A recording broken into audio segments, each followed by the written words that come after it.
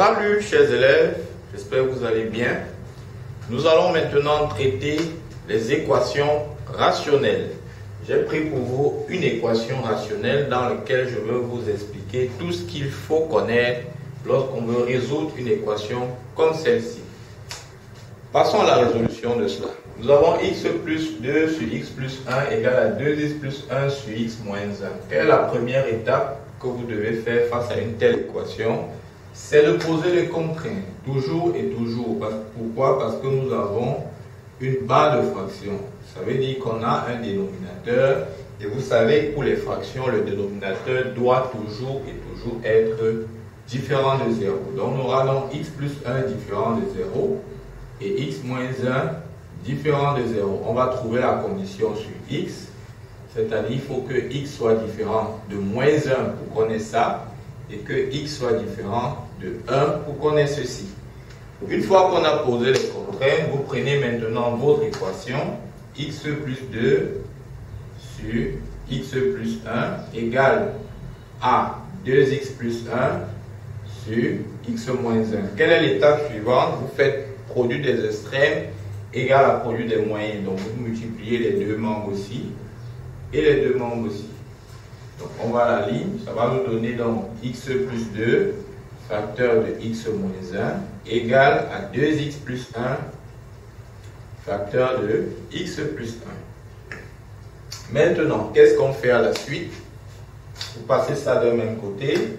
On a donc x plus 2 facteur de x moins 1 moins 2x plus 1 facteur de x plus 1 égale à 0. Ça nous donne donc une différence où chaque terme sont chacun un produit de facteurs. Donc comme je vous avais dit à une vidéo précédente, quand vous avez un terme comme ceci, pour résoudre l'équation, l'idée c'est de plus rapidement possible mettre ça sous sa forme factorisée.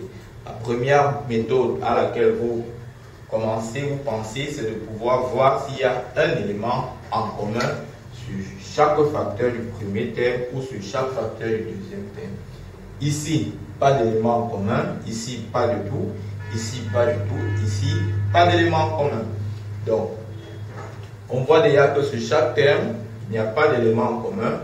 Dans le global, entre ça et ça, il n'y a pas d'élément en commun. Lorsque c'est le cas, vous devez donc développer à la suite. Donc, on va développer chaque terme.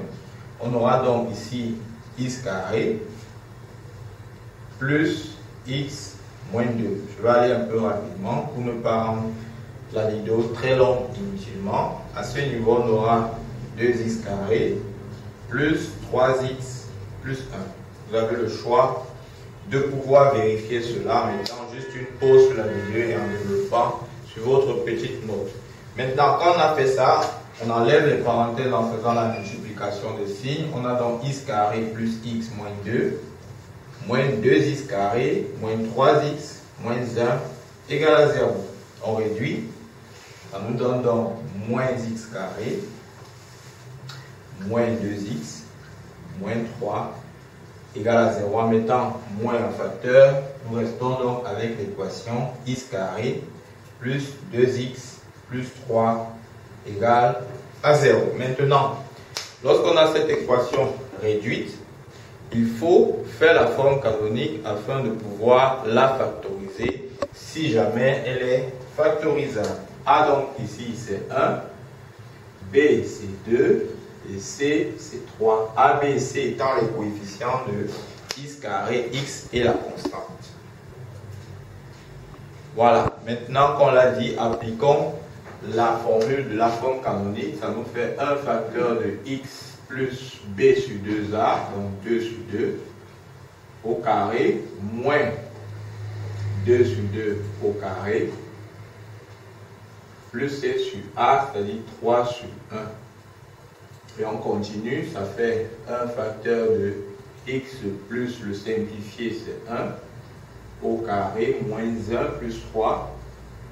Voilà, qui va donner x plus 1 au carré plus 2. On est tous d'accord qu'une telle expression n'est pas factorisable à cause de ce signe-là qui rend les choses compliqué.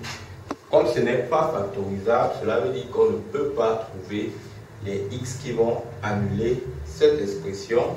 Donc, à ce niveau, l'ensemble solution, c'est l'ensemble vide. Alors, je mets ceci. Voilà, pour qu'on soit clair. Maintenant, si jamais l'expression était factorisable, en résolvant l'équation, on allait forcément trouver une ou deux valeurs de x. Maintenant, les valeurs qui seront dans l'ensemble solution, ce sont les valeurs de x trouvées qui sont à la fois différentes de 1 et de moins 1. Donc, vous faites cette petite vérification à la fin, une fois que vous avez trouvé la valeur de x avant de réduire l'ensemble solution.